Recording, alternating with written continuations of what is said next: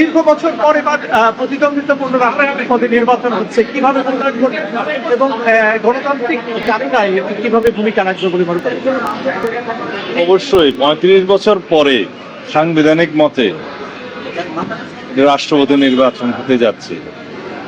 এখানে বিরোধী দলের পক্ষ থেকেও প্রার্থী আছে, সরকারি দলের পক্ষ থেকেও আছে।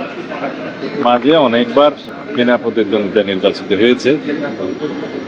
গণতান্ত্রিক ধারায় প্রতিদ্বন্দ্বিতার মাধ্যমে নির্বাচন হওয়াটা উচিত এবং এই মুহূর্তটি সারা দেশের মানুষ প্রত্যক্ষ করবে, সরাসরি সম্প্রচার করা হবে।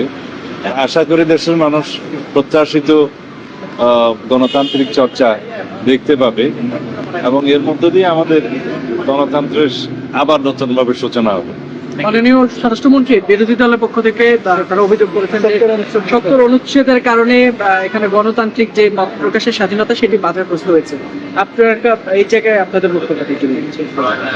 আমরা সংবিধান সংশোধন সংক্রান্ত যে কমিটি গঠন করেছি, সংসদীয় কমিটি, সেই কমিটিতে বিরোধী দলীয় সদস্যরা এখনো যোগদান করেননি।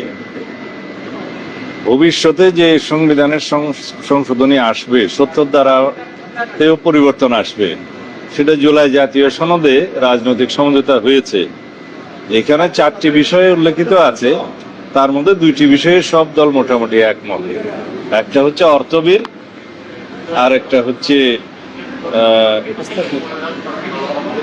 আর একটা 4টা বিষয় ছিল। একটা হলো অর্থবিল এবং আরেকটা আস্থা ভোট, মানে ইমপিচমেন্টের ক্ষেত্রে সবাই মনে করে ৭০ অনুচ্ছেদে এই 2টা বিষয়ে সংসদ সদস্যদের স্বাধীনতা থাকবে না।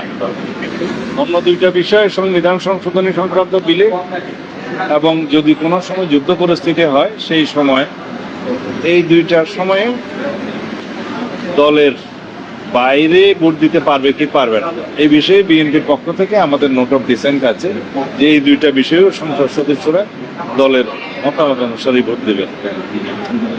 আরেকটি বড় বিরোধী দল তখন সংবিধান সংশোধনের ক্ষেত্রে দ্বিমত পোষণ করেননি।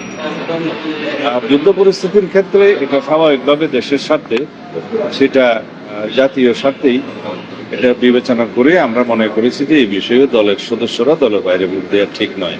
তো এইভাবে আমরা জুলাই জাতীয় সনদে যেভাবে এগ্রিড হয়েছি, ওইভাবে যদি ৭০ অনুচ্ছেদ সংশোধিত হয়ে যায় এবং তার পরবর্তীতে যখন রাষ্ট্রপতি নির্বাচন হবে তখন সেই ৭০ অনুচ্ছেদ অনুসারে হবে। কিন্তু এখন তো সংবিধান সংশোধন হয়নি, সুতরাং আমাদের এক্সিস্টিং বিধান মতে, বিদ্যমান সংবিধানে যা আছে সেই মতেই এই ভোটটা হবে এবং এইখানে সংসদ সদস্যরা যে যে দলের পক্ষ থেকে নির্বাচিত হয়েছে মাঝখানে তারা সেই দলের অনুসারে, সিদ্ধান্ত অনুসারে ভোট দেবে।